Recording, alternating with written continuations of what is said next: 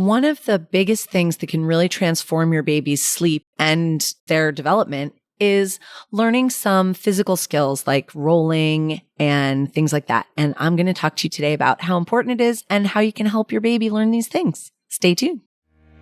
Welcome to Parenthood Prep, the only show that helps sleep-deprived parents and overwhelmed parents-to-be to successfully navigate those all-important early years with their baby, toddler, and child.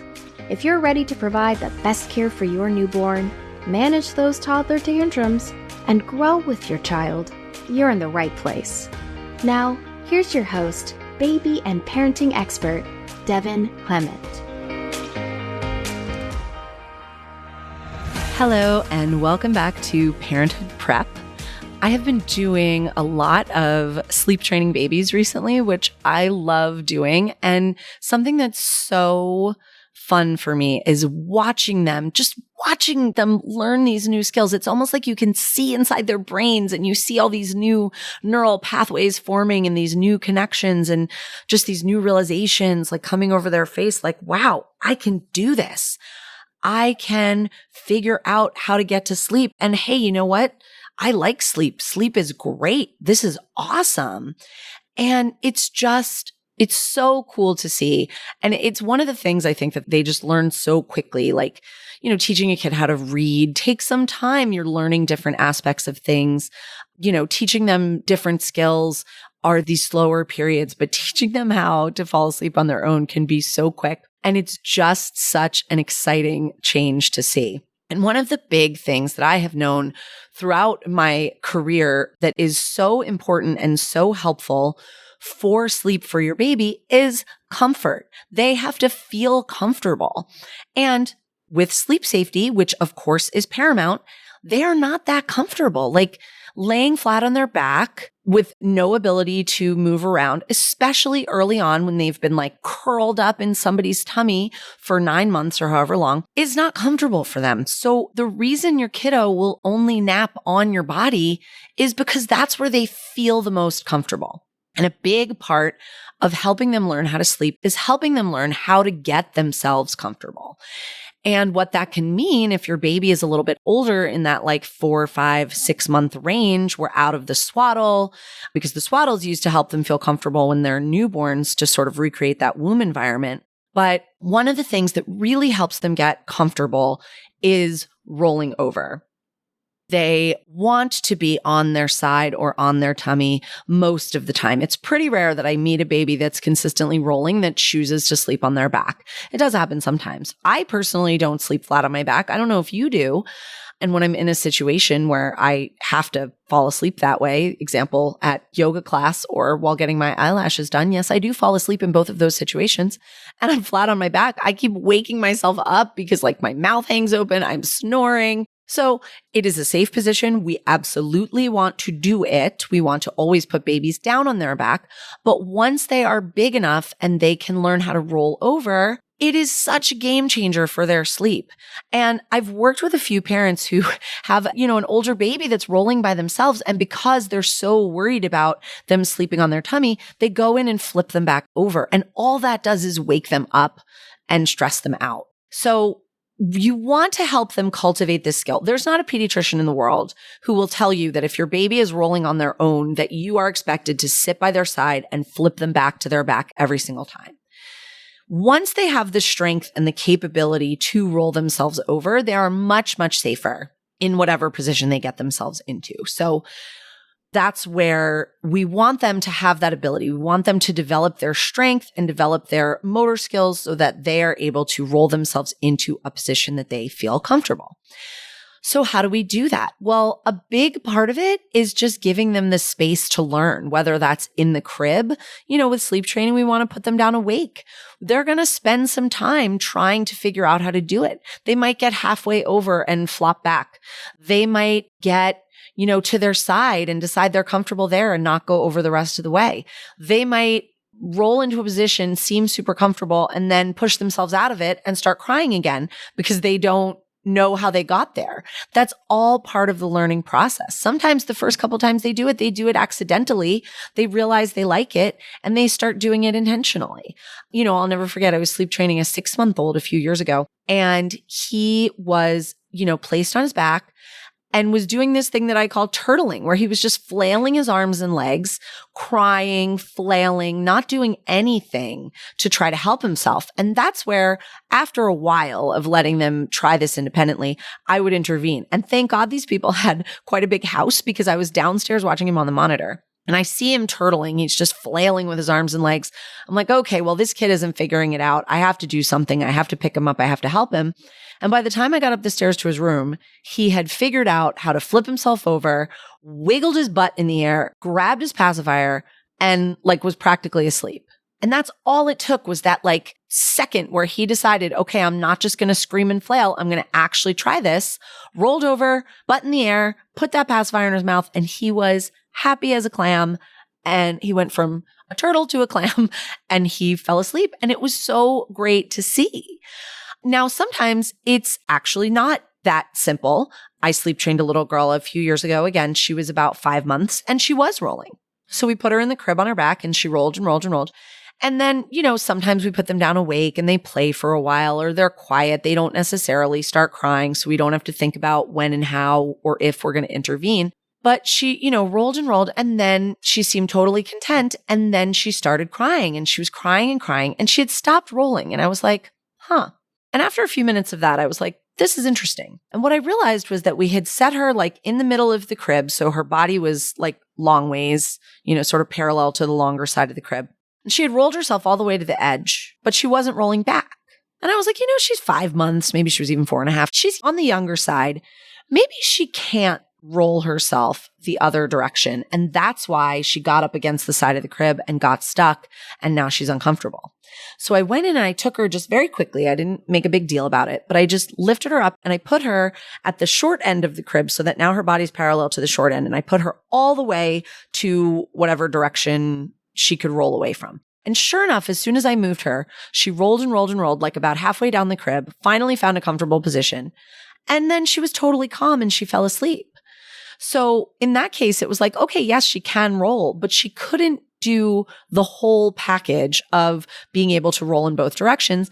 And in that case, I did intervene and I helped her. Now, does that mean that she never learned how to roll the other direction? Of course not. Having that space in the crib, while she was awake, either falling asleep or when she woke up, gave her the opportunity to really figure out how to roll both ways. But in that moment, I was like, oh, let me just see if I can help you. So that's 2 examples of them doing it in the crib, but something we also really want to do, something I really do with my clients when I'm there staying with them, is cultivate that skill and that ability during the day when they're awake, when they're doing playtime. So when they're up from a nap or, just calm, they've been fed, they're feeling good, put them on the floor. Just lay them down on the floor. Take away the play gym that goes over their face, what I call baby television. It's not a bad thing. It's good. But when they start to get older and we want them to do, physical things, if they have exciting stuff happening over their face while they're laying down, they're not going to be motivated to roll. So get rid of the things hanging over their face.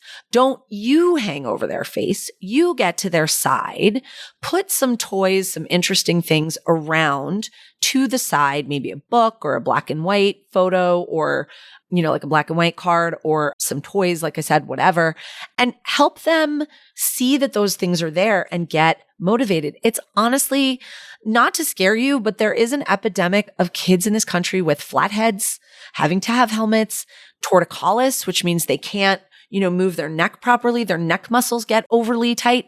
And this is normal kids. This isn't just babies with special needs or preemies or whatever. And yes, it's partly because we're putting them on their backs to sleep, but it's also because they're stuck on their backs all day long with stuff happening over their face. Every time they make a fuss, every time they make a peep, we're like, oh, here, you want this toy?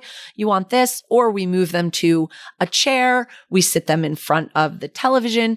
They're not having any need to use their body. So then their heads are getting flat because they're in the same position all the time. Their necks are getting stiff, and we want to prevent that. And if you see that's something that's happening in your baby, it can be pretty quickly fixable if you just are aware of it and you say, okay, now we're going to start having you move in the other direction. We're going to have you roll this way. Or like when I'm feeding you, rather than having you always turn to the same side, I'm going to feed you, so that you have to turn your neck the other way, or I'm going to hold you on the opposite side. Something that, just as a side note, is helpful about body feeding is that when you're switching breasts, the baby is just naturally like moving their body in a different way and switching their body in a different way.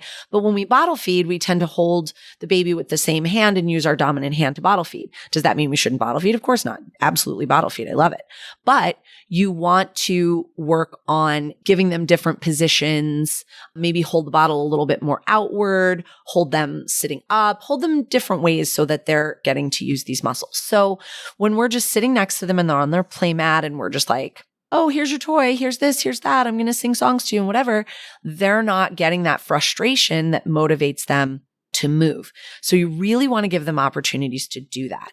And something that I do that I call rolling boot camp is I will help them just a little. So, thinking about going from your laying on your back to laying on your side or laying on your stomach, it takes a lot of effort to get your whole body to, lift off the ground and move in that way, especially if you're kind of a chubby baby.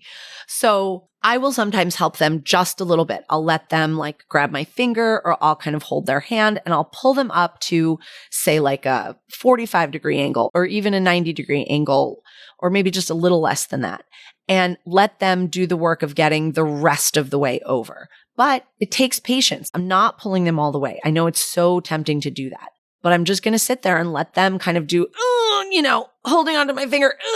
I'm trying. And then whoop, they do it. And it's amazing to see. So you want to have that patience. You want to trust the process of having them, practice a little bit. Then as they start getting faster and better with that, I'm going to hold them a little less. Maybe I'm not going to hold their finger at all. Maybe I'm just going to hold their hand while they're on their back to just prompt them a little bit to do the next steps in rolling over. That's when we want to sit there and really focus on learning the skill, which you don't have to do all the time. It's fine to just leave them on the play mat and let them play and let them sort it out on their own. But that's where they're going to learn everything. That's where they're going to learn sitting up, army crawling, walking. They're going to learn all that by being independent on the floor and not being strapped to a chair or, strapped to your body or being held or whatever. Again, doesn't mean you can never put your baby in a chair or hold them or this or that. But think about, are they getting time during the day when they're in that green zone where they can just be and just move their bodies? And maybe that's in the crib. Maybe you have a baby who is sleep trained and who's putting themselves to sleep and they're spending some time in the crib rolling around, playing, learning how to sit up, learning how to crawl.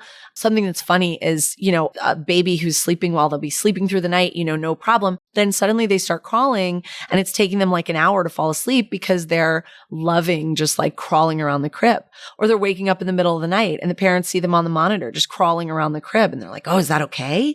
Is that fine? Are they allowed to do that? Yeah, it's fine. Soon the novelty will wear off and they'll go back to just sleeping. But learning this rolling skill, you might see them rolling everywhere in the crib. Now, if they get wedged in a corner and you feel like they're stuck, should you go in right away and fix them? No, you should give them some space.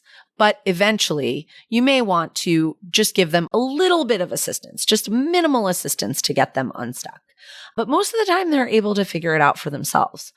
So putting your babies on the floor from really pretty early on, I wouldn't say necessarily like the first week, but once they're comfortable with it, start doing that tummy time. Put them down on the ground. Let them, lift their heads. Let them practice just being on their tummy. When they're little, sometimes they're going to fall asleep that way. If you keep a very close eye on them, you can let them sleep that way while you're supervising them. You don't have to necessarily flip them over. If they're laying on your chest, like if you're on the couch or on your bed and they're laying on your chest on their tummy, that counts as tummy time too.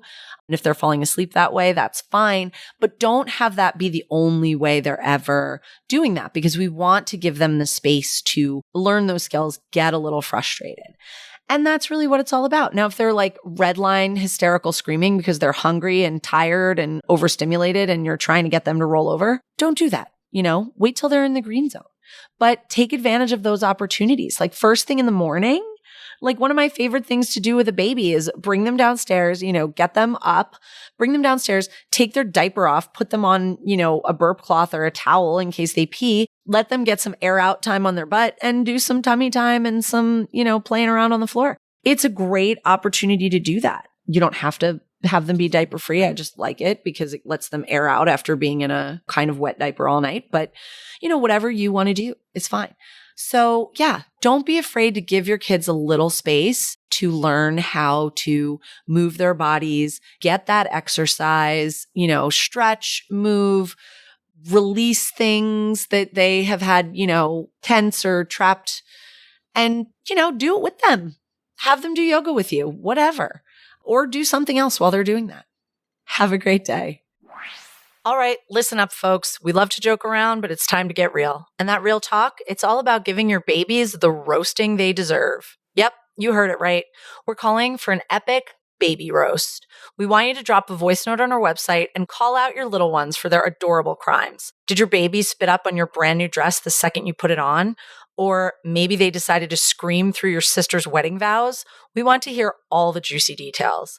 Head over to happyfamilyafter.com or hit the link in the show notes. Every page on the site has a button on the side for you to record straight from your phone. Your story might just make it onto an episode of the Parenthood Prep podcast. We can't wait to hear. Thanks for listening to this week's episode of Parenthood Prep. If you want to learn more about the services Devin offers, as well as access her free monthly newborn care webinars, head on over to www.happyfamilyafter.com.